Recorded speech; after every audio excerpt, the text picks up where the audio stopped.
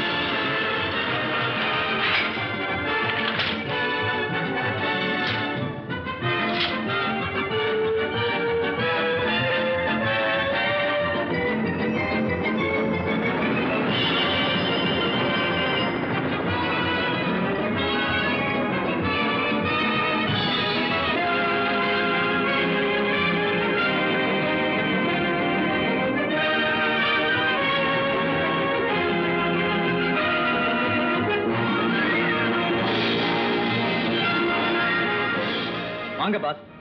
Pass, போன காரியம் என்னாச்சு? அந்த பையன் மூர்த்தி உங்க கையில மாட்டினானா? மாட்டலாம். எங்க பாஸ்? ஹோட்டல்ல. என்ன சொன்னான்? அவன் என்ன சொல்வது? காட்டி கொடுக்கிற பயல்களுக்கு என்ன தண்டனை நான் முன்னே சொல்லியிருக்கேன். அதேதான், தீர்த்து கட்டிட்டேன். அந்த பையன் நம்ம பத்திர எல்லா விவரங்களையும் போலீஸ்ல சொல்லியிருப்பான். இனிமே ஒரு நிமிஷம் கூட நாம இங்க தங்கி இருக்க கூடாது. எல்லாரும் புறப்பட்டு எங்கேயாவது தலைமுறமா போயிடுங்க. கொஞ்ச நாளைக்கு அப்புறம் மறுபடியும் சந்திப்போம். Okay boss. நமு. Yes boss. நம்ம கள்ளக்கடத்தல் விவகாரமா ஏற்கனவே நீ ஒரு தடவை போலீஸ்ல மாட்டினவன், ஜாக்கிரதை. நான் இந்த கண்ணுல பூந்து அந்த கண்ணுல வந்துருவேன். நீங்க கவலைப்படாதீங்க பாஸ். ஆல்ரைட். எங்க இருந்தாலும் எல்லாரும் கவனமா இருங்க. புகை நுழையாத இடத்துல கூட போலீஸ் நுழைஞ்சிடும். ஆல்ரைட்.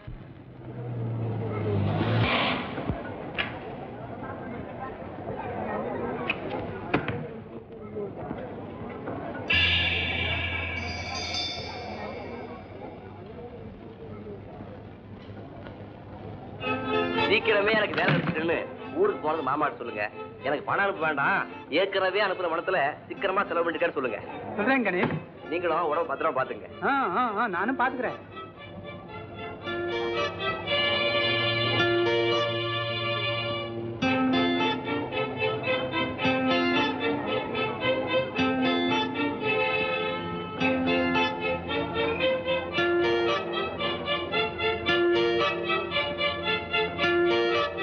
போயிட்டு வரேன் கணேஷ்.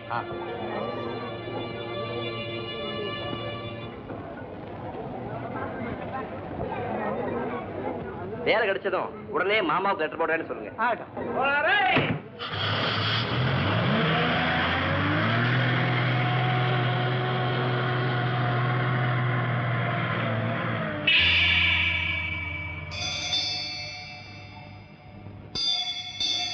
ஹோட்டல் சாம்ராட் 302.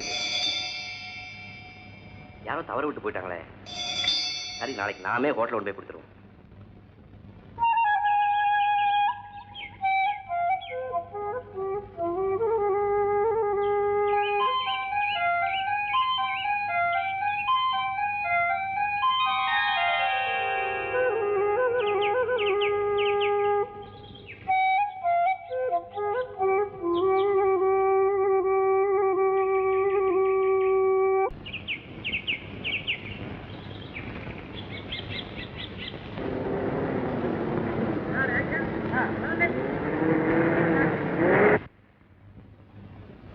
இந்தப்பா, உன் தம்பி உலகத்தை சுத்தினா, நீ உங்க அப்பனை சுத்தின, நான் உன்னை சுத்திக்கிட்டு இருக்கேன். ஒழுங்கா சம்பாதிக்க ஒரு வழி பண்ண. விளையாடப்பா, கோபமா பேசிட்டேன்னு தப்பா நினைக்காத. இந்த இன்டர்வியூலயாவது நான் செலக்ட் ஆகி எனக்கு வேலை கிடைக்கும்படி செய்ய.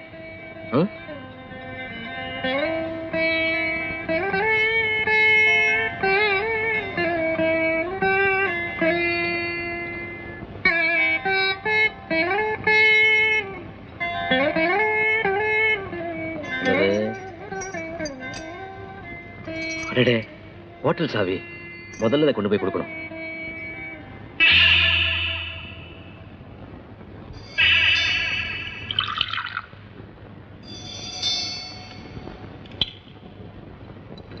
தம்பி, அடடே பால்காரா, வாங்க வாங்க.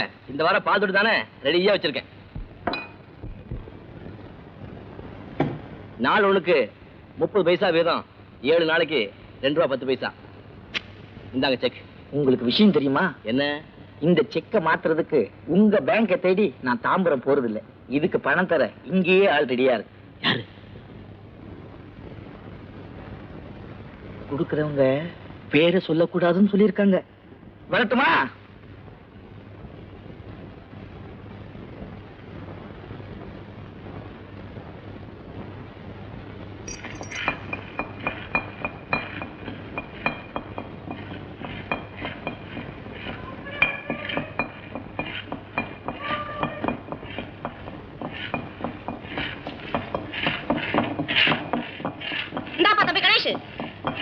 வீட்டு வேலையை நேத்தே கொடுத்துட்டேமா? அதுக்கு இல்லப்பா, ஒரு நாளா போல ராத்திரியில நேரத்துக்கு வீட்டுக்கு வரதில்ல. 10 குடுத்தா இருக்க வீட்டுல இப்படி 11 மணிக்கும் 12 மணிக்கு வந்து கதவை தட்டினா கதவை திறக்க உன் மாமியாரா இருக்கா? தப்புதாமா, இனிமே டயத்துக்கு வந்துடுறேன். இன்னும் இந்த மாமியார் கோபம் தீரலையா? கைவசோட ஜோக் இருக்கு, சொல்லட்டுமா?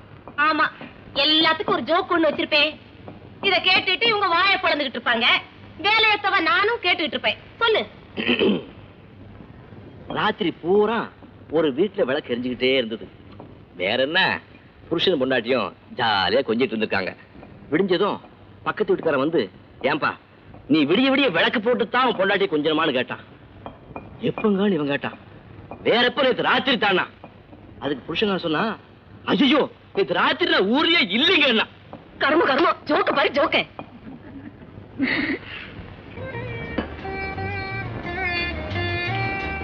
வணக்கம் சார். ஹலோ கணேஷ். பாப்பா, இப்பதான் உன்னை பத்தி நினைச்சிட்டு இருந்தேன். நான் ஒன்னும் தப்பு இல்லையா சார்? ஏப்பா, தப்பு பண்ணினாலும் நினைக்கிறமா என்ன? தப்பு பண்ணவங்க தப்பிச்சு போறவங்கள பத்தி தானே போலீஸ் நினைப்பாங்க, பேசுவாங்க. ஐசி. அப்போ நீயும் ஒரு தப்பு பண்ணிருக்க, எங்கிட்ட மாட்டாம தப்பிச்சுக்கிட்டு இருக்க. சார், ஆமா, நீ என்னமோ நிறைய ஜோக்கெல்லாம் அடிக்கிறியாமே. அதெல்லாம் ஒண்ணு இல்ல சார். பரவாயில்ல, சும்மா சொல்லுமே. ஆஸ்பத்திரியில ஒரு பொண்ணுக்கு குழந்தை பிறந்துச்சு. பக்கத்துல இருக்கிற நர்ஸை கூப்பிட்டு, என் புருஷன் குழந்தைய பார்க்கலாமான்னு அந்த பொண்ணு கேட்டான். அதுக்கு அந்த நர்ஸ் சொன்னா, குழந்தையோடப்பா தாராளமா குழந்தைய பார்க்கலான்னு. அதுக்கு அந்த பொண்ணு சொன்னா, அப்படின்னா என் புருஷனுக்கு பக்கத்துல இருக்காரு அவரை முதல்ல வரைச்சிருந்தோம். You dirty fellow. ஆமா, இந்த மாதிரி ஜோக்ஸ் எல்லாம் நிறைய வச்சிருக்கே.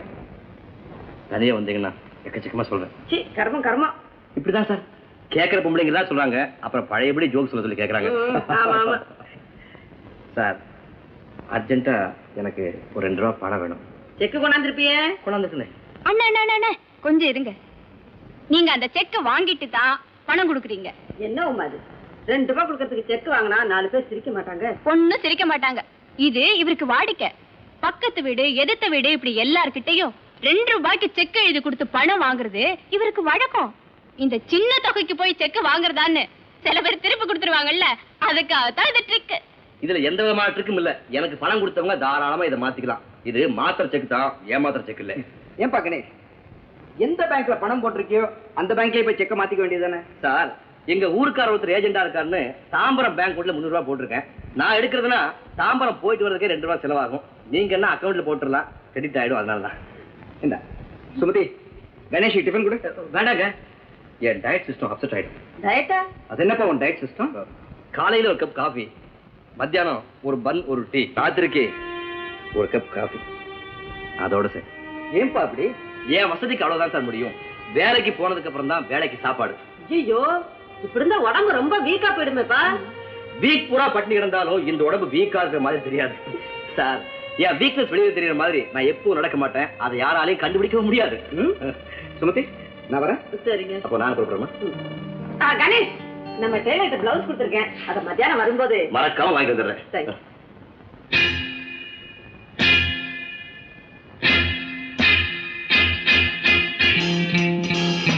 Go ahead.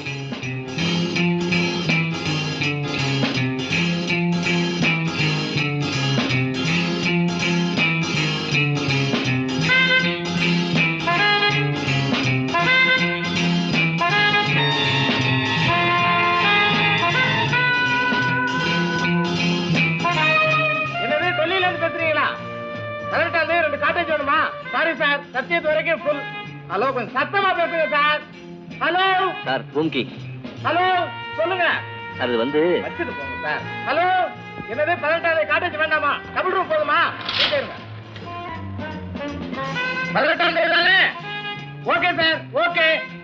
Double room, okay okay. உங்க பேர் என்ன சொன்னீங்க? அமர் சிங்கா? Okay sir, thank you thank you. Excuse me, what happen? Why all this people? இந்த ஹோட்டல் ரூம்ல ஏதோ புதை நடந்து போச்சு. நம்ம ரூம் 207 கீ கொடுங்க. Thank you mister Mayilvathanan. இந்த ஹோட்டல் மேனேஜர்ங்கிற முறையில இந்த கொலை வழக்கு சம்பந்தமா புலன் விசாரணைக்கு உங்க ஒத்துழைப்பு எங்களுக்கு நிறைய தேவைப்படுது. At your service.